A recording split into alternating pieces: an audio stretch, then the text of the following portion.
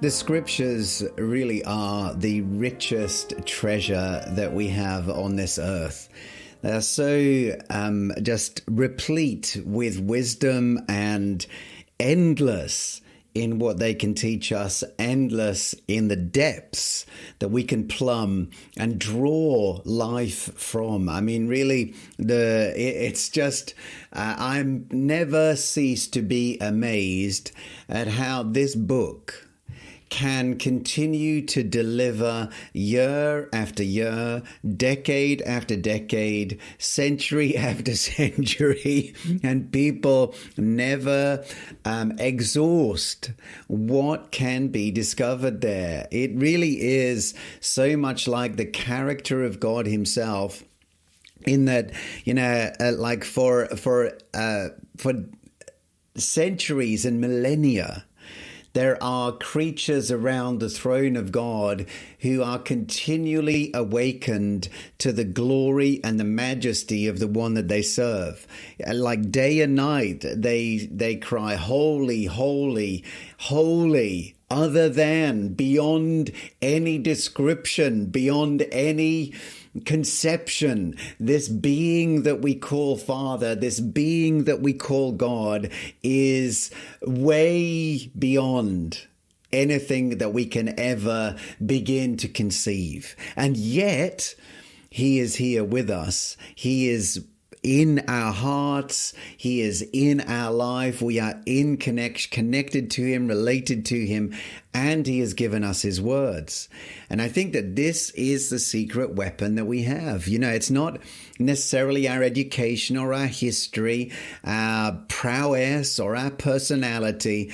Although all of these come into play, God did not violate the men and the women that he used to record his words in the book. He worked with them. He inspired and filled them and guided them in what they did. And he inspires, fills, and guides us in what we do as well. And this is the differentiator. It really is the presence of God, the presence of the greater one who lives in us. And he is rooting for your breakthrough. He is absolutely planning and has planned for your prosperity. Proverbs teaches that we shouldn't lean on our own understanding, but commit our works to the Lord, that our thoughts might be established. I like the Passion translation of the verse. It says, before you do anything, put your trust in God and not in yourself, and every plan you make will succeed. And then kind of a marginal rendering of this is literally commit your business to the Lord. So instead of hustling, we start hearing. Jesus said that he did nothing that he didn't first see the Father doing. And through that vital connection he had with heaven, he didn't take one step apart from the blessing of God. Because of that, his steps were established, confident and unfaltering. Now, I wish I could say the same thing about myself, but despite my fumbling efforts at times, I am still learning to prize myself away from this stubborn self-reliance. It's a really clinging habit that I need to break, and I'm sure many of you would relate to that. This addiction to do it myself. It really deserves its own 12-step program.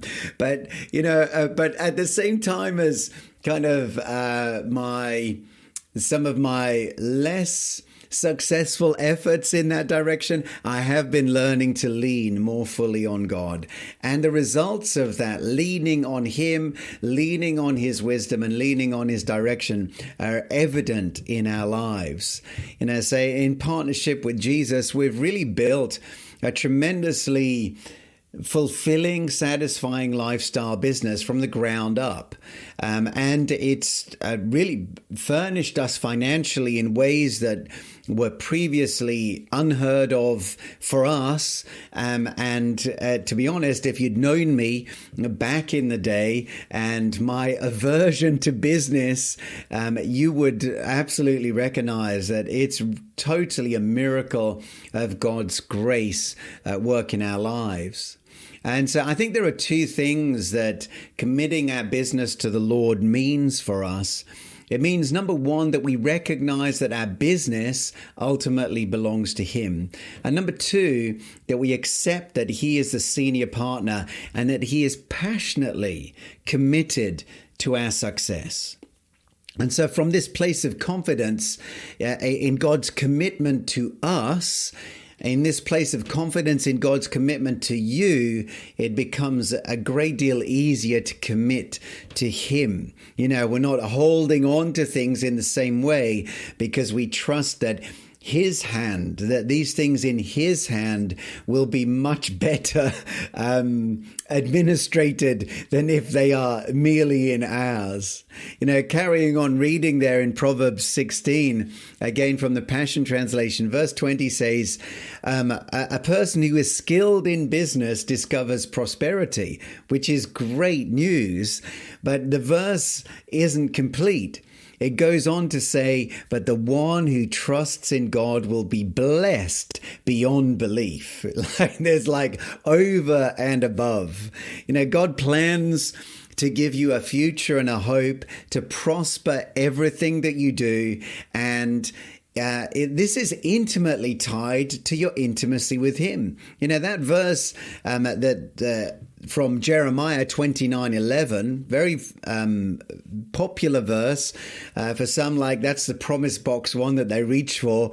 You know, for I know the plans I have for you, declares the Lord, plans to prosper you and not harm you, plans to give you a hope and a future. But then the verse actually continues. The context of this is this vital connection that we've been talking about. Then you will call upon me, as like it continues in verse 12. Then you will call upon me and come and pray to me, and I will listen to you. You will seek me and find me when you seek me with all your heart.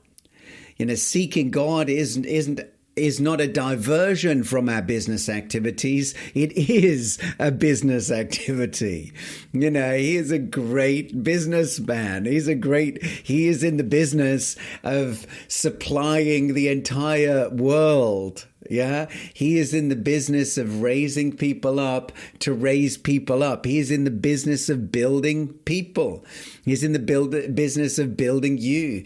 He can make the darkest and most hopeless situations turn around and become hopeful. You know, He was able to turn the cross into the instrument of victory as opposed to the instrument of death. There is nothing that God cannot do, and with Him on our side, who honestly can be against us?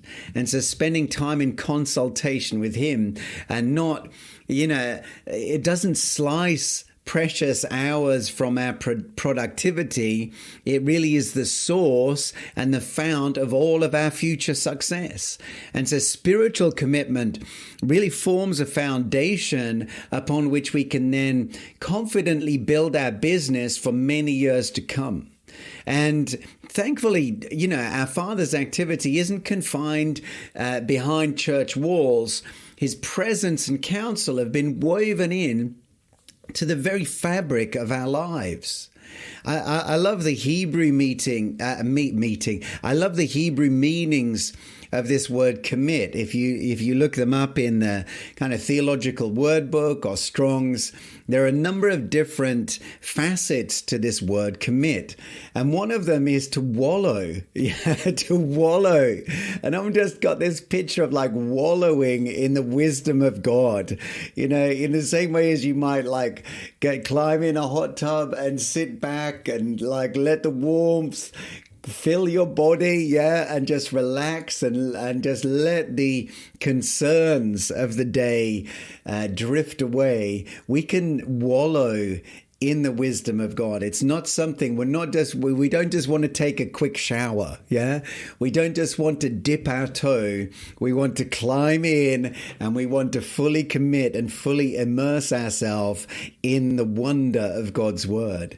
And another one is to roll together. Like there's this idea of like rolling together with God, committing ourselves one to another and allowing Him to take us on an adventure.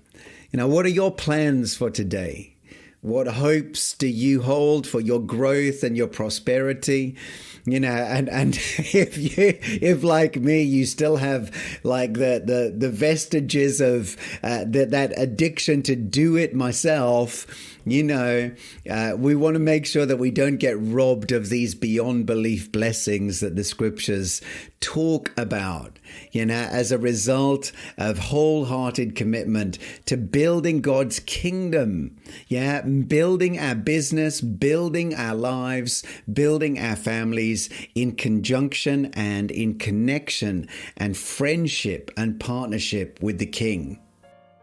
Well, thanks for listening. Hopefully it's been an encouragement to you today. If you want to connect any further, you can do so through my website at davidleemartin.com. Have a great day.